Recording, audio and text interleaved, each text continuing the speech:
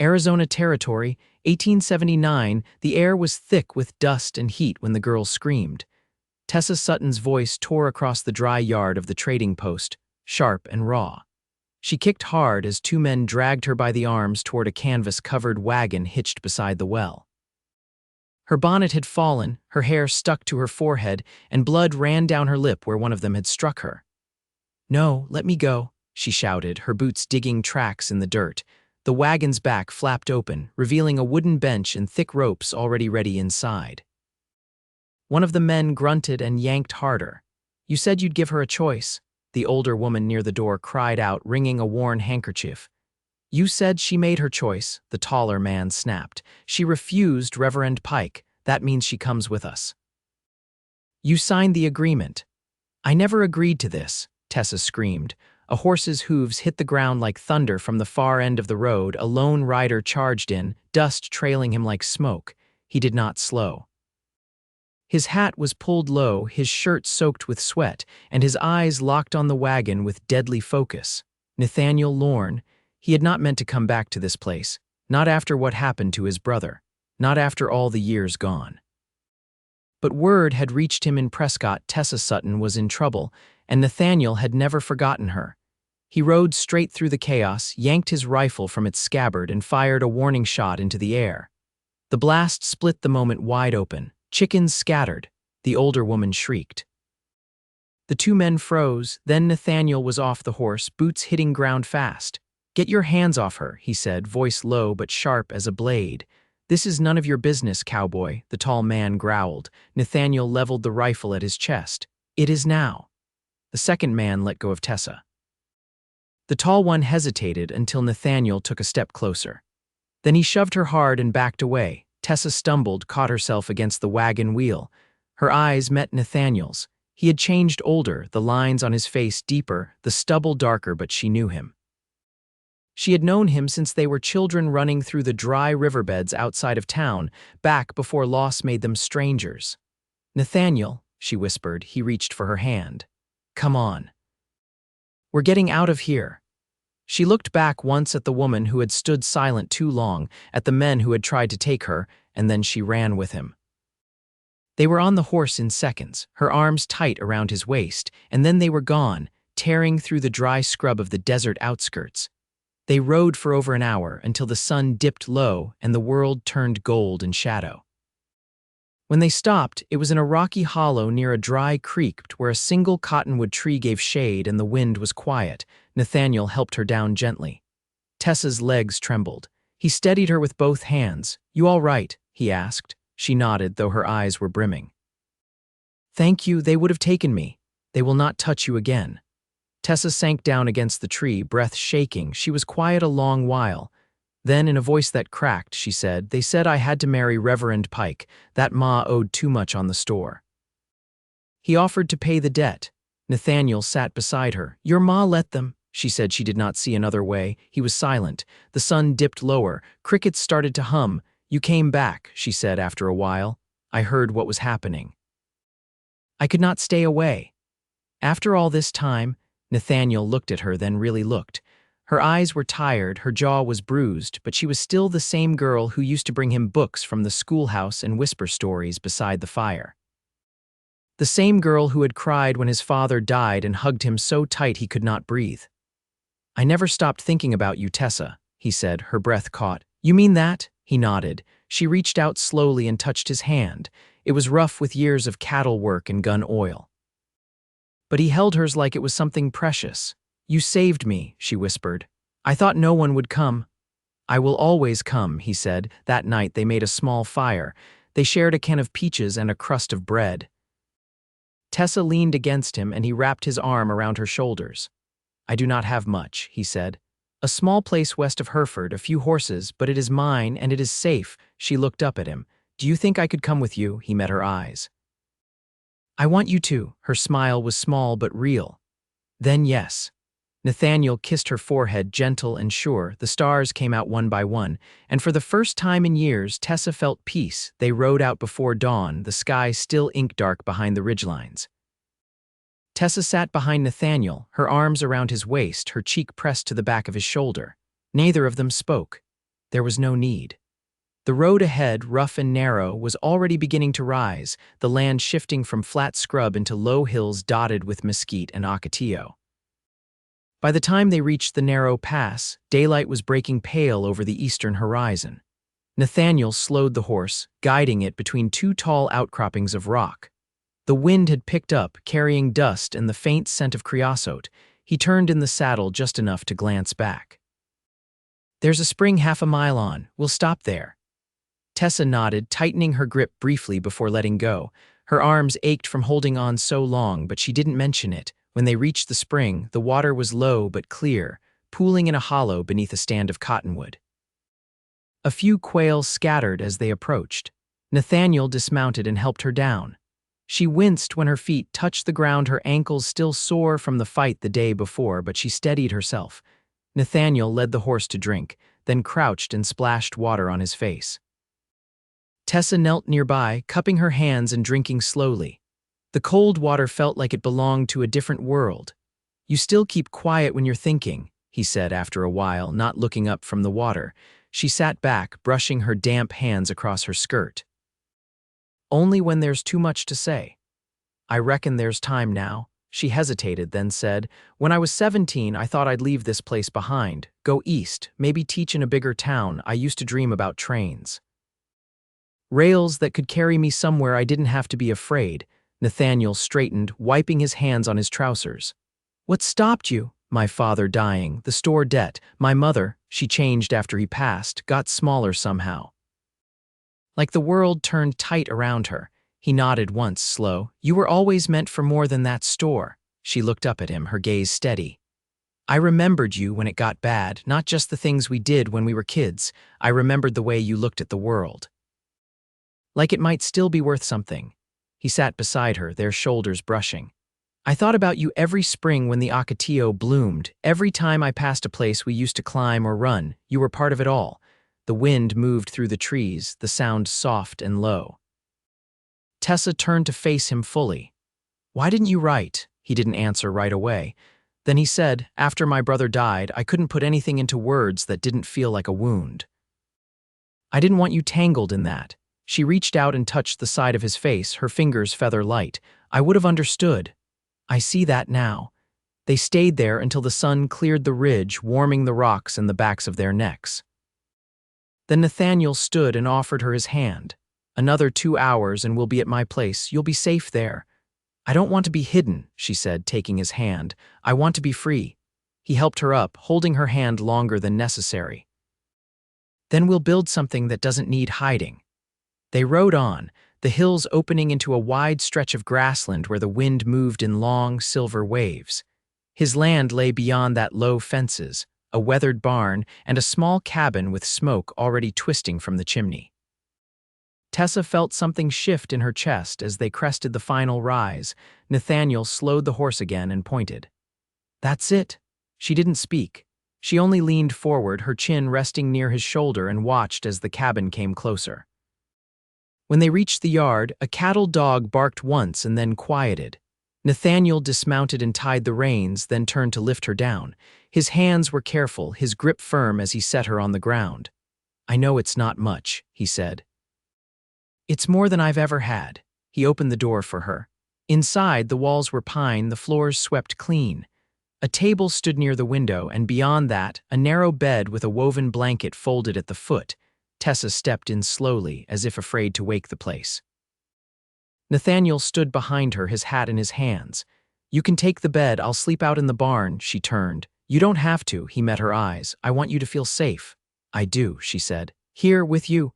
Outside, the wind lifted again, but inside, the air was still and warm. Tessa walked to the window and looked out at the hills and the empty stretch of sky. "Do you think they'll come after me?" Nathaniel moved beside her. "If they do, they'll find me standing between them and you." She reached for his hand, lacing her fingers with his. "I don't want to run anymore," she whispered. "Then stay," he said. "As long as you want." She leaned into him, her head against his chest. The heartbeat beneath her ear was steady, real. "I think I've already decided," she said. Nathaniel's cabin held the scent of dry cedar and faint tobacco, the kind that clung to wood after long use. Tessa sat cross-legged on the floor near the hearth, sleeves rolled, sorting through a small tin box of dried beans. Dust motes floated in the shaft of light spilling through the east window. Outside, the dog yawned in the shade of the porch, and a pair of doves cooed somewhere in the brush. Nathaniel returned from the paddock with his hat pushed back and a faint limp in his left leg. He'd been favoring it since morning but hadn't said a word about it. Tessa's eyes followed him as he poured a ladleful of water into the basin and splashed it over his neck. "How long's that leg been troubling you?" "Since last winter. Got thrown into a fence post by a colt that didn't like the look of me." She set the tin aside. "You should rest it a spell." He dried his hands and leaned against the doorframe. "And let you do all the work your first day here." "I've worked since I was 12, Nathaniel. I can handle a few beans." He studied her, his expression unreadable, then crossed the room and crouched beside her. "You always did have sharp eyes. Not much gets past you." She nudged the pile of bad beans toward the side. "You say that like it's a burden." "Not a burden. Just not something most men in this territory know how to handle." She looked up at him, and there was a flicker of something quiet but steady between them, like a current beneath still water. "Do you?" "I'm learning." They didn't speak after that, not for a while. Tessa finished sorting the beans while Nathaniel filled the kettle and set it on the stove.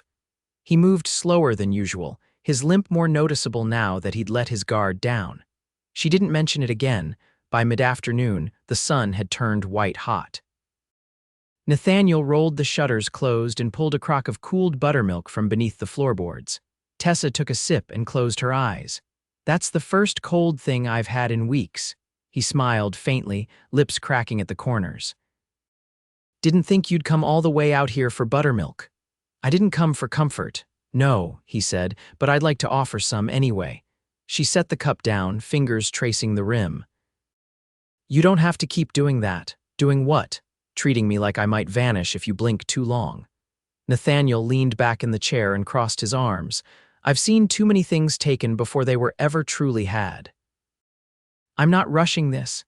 Tessa stood and crossed to the window, lifting the edge of the shutter just enough to see the hills. "There was a man in town before all this. He was kind at first, talked sweet, but when I said no, he turned, told folks I was difficult, cold. That I didn't know my place." Nathaniel's voice came low. "Was it Pike?" "No, he came later. This one was younger, left when he saw I wouldn't bend." Nathaniel said nothing, but when she turned, his jaw was tight. "I'm not broken," she said, "but I've been bent more than once." He stood slowly. "I'm not here to fix you, Tessa, just to walk beside you if you'll let me." She stepped forward, the space between them narrowing till she could feel the warmth off his skin. "Then walk slow." "I've got nowhere else to be." Their hands brushed, then met fully, fingers tangling. There was no urgency in it, just the quiet relief of being seen and chosen. Evening brought cooler air and the sound of crickets rising from the brush. Nathaniel lit the lamp while Tessa stirred the beans with a wooden spoon. The silence between them was easy now, filled with small sounds and shared breath. After supper, she washed the tin plates in the basin while he stacked the cut wood near the stove. When she dried her hands on her apron, he was already pulling a blanket and pillow toward the hearth. "You can take the bed tonight," she said. "I told you, I know what you told me, but I'm asking. I'll sleep better knowing you're comfortable." Nathaniel hesitated, then nodded. "Only if you're sure." "I am." She turned down the bed, smoothing the blanket with careful hands. When she lay down, she left the chamber door open. He settled near the fire, one arm folded behind his head, eyes watching the flames curl. In the quiet, she spoke. "When I was little, I used to think love was a thing that burned hot and fast. Like a prairie fire. And now I think it's more like water. Slow, patient, cuts through stone if you give it time." Nathaniel didn't answer, but when she glanced back once more before sleep, she saw him watching her with the kind of steadiness that wore no edges. She closed her eyes. And for the first time in a long while, Tessa Sutton slept without fear. By the third morning, the rhythm between them had found its own quiet shape. Nathaniel rose early to tend the stock while the air still held a trace of coolness. Tessa stayed behind to steep horehound and slice bread from the loaf they'd baked the night before, her sleeves rolled neat to the elbow, her hands steady from habit. She listened to the soft clatter of hooves in the corral, and the rise and fall of his low voice as he spoke to a skittish roan. The way he moved measured, never hurried, told her more than words ever could. He had built this life with care, and now, without rush or demand, he was letting her step into it. When he came back in, his hair was still damp from the well bucket. "You always talk to your horses like they're kin?" she asked, handing him a mug of the bitter tea. "They listen better than most folks," he said, lifting it to his lips. "Don't interrupt, don't lie." She leaned a hip against the table. "That roan's got a mind of his own. So do you." Her mouth tilted, not quite a smile. "Is that trouble?" "Not to me." They ate standing, the bread still warm, the silence companionable. Afterward, Nathaniel dug out a rusted spade from beneath the porch and led her to the south edge of the yard where the grass grew sparse. "I was thinking we could start a garden here come spring," he said, pressing his boot into the earth. "Soil's not great, but with enough turning and ash it'll take." She knelt beside him, letting the dirt sift through her fingers. "I could plant onions and yarrow, maybe a bit of sweet fennel. Never had fennel. You'd like it, grows tall. Smells like anise when you crush it." Nathaniel pushed the spade in again. "You always did remember things other folks forgot." She straightened, brushing the dust from her skirt. "I remember what matters." They worked until the sun climbed high. He dug. She cleared stones and loosened roots. When they stopped to rest, he handed her a strip of dried apple from his pocket. "You think you'll stay?" he asked, not looking at her. She chewed slowly. "That depends." "On what?" "Whether you're asking me to live here or just pass time in it." Nathaniel set the spade down. "I want you to make a life here, not wait for it to end." She studied him, the lines beside his eyes, the way the wind pulled at the edge of his shirt. "Then yes, I'll stay." He nodded once, then bent to pull a stubborn root from the ground. "Good." That evening, clouds rolled across the sky in long gray streaks, and the light turned amber before fading. Tessa stood at the stove, stirring a pot of stew, and Nathaniel sat nearby, oiling the latch on the front door. "I've been thinking," she said, keeping her eyes on the pot. "About the town, about going back." He looked up. "You don't need to answer to them." "I'm not doing it for them. I want to go to the sheriff, tell him what happened. Not just to me, but to other girls Pike's cornered. If I don't speak, I'm just another silence he gets to keep." Nathaniel wiped his hands on a cloth. "You won't go alone." "I wasn't planning to." He stood, crossed the room, and took her hand from where it rested on the stove's edge. "I'll ride with you, stand beside you. Whatever comes." She held his gaze. "You mean that?" "I do." For a long moment, neither moved. Then she stepped into him, her head resting against his chest, and he wrapped his arms around her without hesitation. Outside, the first drops of rain began to fall, soft and scattered. Inside, the fire crackled low and the stew simmered between them.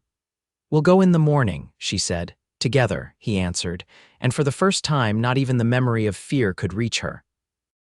They rode out under a low sky, the last of the rain soaked into the dust, leaving the air heavy and still. Tessa's dress clung damp behind her knees, and Nathaniel's coat held the scent of wet leather. Neither of them spoke much on the ride-in. The trail to Bisbee wound narrow through the hills, and the silence wasn't strained, it was steady, like they'd settled into something that didn't need naming. The town was quiet when they arrived, the streets streaked with mud, shop fronts still shuttered. A dog trotted across the alley behind the blacksmith's, and the first bell at the chapel rang once, echoing against the walls of the canyon. Nathaniel hitched the horse in front of the sheriff's office without pause. Tessa stepped down and brushed the grit from her skirt with both hands, then looked at him. "I don't want you to speak for me," she said. He met her gaze. "I wouldn't." Inside, the sheriff sat behind his desk with his boots crossed at the ankles, ledger open in front of him. He looked up slow when they entered, lifting a brow. His badge was pinned crooked on his vest, and his eyes flicked from Tessa to Nathaniel, then back again. "Miss Sutton," he said, "didn't expect to see you back so soon." "I'm here to make a statement," she said, "about what Henry Pike has done. To me and to others." The sheriff leaned back. "That's so?" Nathaniel didn't move from where he stood near the door, his arms folded, hat still in hand. He said nothing, just watched. Tessa stepped forward. "You've had complaints before, I know that. The women who came to you, they were turned away. Or paid off, but not this time." "I can't act on hearsay," the sheriff said. "You know that." "It isn't hearsay," she said. He tried to force me into his wagon. 2 men helped him. Nathaniel stopped them. You want names? I'll give them. The sheriff scratched at his chin, the room gone quiet but for the tick of the clock above the door. You've got witnesses. I've got truth, she said. And if that's not enough, I'll take it to the judge in Tombstone myself. There was a pause. Then the sheriff reached for a blank page and dipped his pen. All right, he said. Start from the beginning. It took over an hour. Nathaniel didn't interrupt, didn't shift once. He stood still as a fence post until she finished. When they left, the door shut behind them with a hard click. They walked the length of Main Street without speaking. A few folks watched them pass shopkeepers, a pair of ranch hands near the livery, but no one called out. At the edge of town, Tessa stopped beside a patch of wild sumac growing against a half-collapsed fence. I thought it'd feel louder, she said. Standing up like that. Nathaniel stepped close, his voice low. You didn't need volume, you stood steady. That's louder than shouting. She looked at him, her eyes tired but clear. I want to go home, he nodded. Then let's go. By the time they reached the cabin, the sun had started to fall behind the ridge. The sky burned with streaks of copper and violet. Tessa went straight to the stream behind the fence and filled a tin pail, then set it on the stove without a word. Nathaniel lit the lantern and stood watching her, the soft glow catching the slope of her jaw and the loose braid down her back. After supper, she folded the dishcloth and leaned against the counter, fingers trailing the wood grain. I never asked, she said. Why you built your place out here so far from folks? Nathaniel looked up from where he sat by the fire. Too many ghosts in town. Out here the quiet's clean. She crossed to him, kneeling beside the chair. I don't want to leave again. Not unless you're with me. You won't have to. She reached for his hand with both of hers. I want to make this place ours, not just yours and mine, but something new, something we build together. He pulled her close, one hand cradling the back of her neck. You already have. That night, she didn't sleep in the bed alone. She lay beside him, her head on his chest, and when the coyotes howled in the distance, neither of them stirred. The fire burned low, and the wind shifted the curtain just enough to show the stars above the hills. In the weeks that followed, the garden took shape. She planted fennel and yarrow, just like she said. Wild sage came up near the fence line, and Nathaniel strung new wire to keep the mule deer out. Word came from Bisbee by way of a traveling trader. The sheriff had taken Pike's badge and sent him north to answer for what he'd done. No one in town questioned it. Folks there had long memories, and most of them owed Tessa more than they'd admitted. Nathaniel built a bench beneath the cottonwood near the spring. Some evenings they sat there after supper, her hand in his, watching the light fade over the hills. She started sewing again. Simple things at first, a new shirt for him, mended trousers, then a patchwork quilt that grew one square at a time. One morning, while gathering eggs, she turned to him and said, I think we've earned a wedding. He looked up from the fence rail he was fixing. I was hoping you'd say that. They married in early autumn, under the cottonwood with only 2 neighbors and a circuit rider for witness. She wore a faded blue dress and wildflowers in her hair. He wore the same coat from the day he pulled her from that wagon. They said their vows with quiet voices and steady hands. The years that followed were marked by small things: fence mending, harvests, the hush of winter mornings when frost coated the windows. They didn't speak often of the past. It was there, but it didn't hang between them. What mattered was the life they made, the way they grew into it together. And every year, when the fennel bloomed tall at the edge of the garden, Tessa would crush a leaf between her fingers, hold it beneath his nose, and say, See, I told you you'd like it. And he always did.